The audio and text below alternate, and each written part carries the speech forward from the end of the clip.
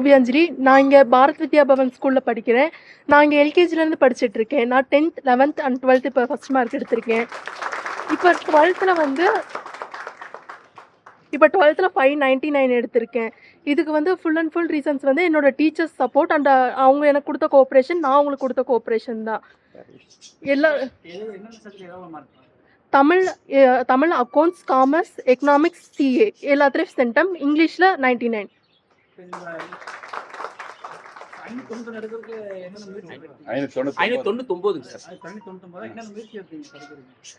எல்லாத்துமே வந்து teachers support தான் மெயினாக எனக்கு இருந்துச்சு. எல்லாருமே வந்து எனக்கு வேண்டியதெல்லாம் செஞ்சாங்க.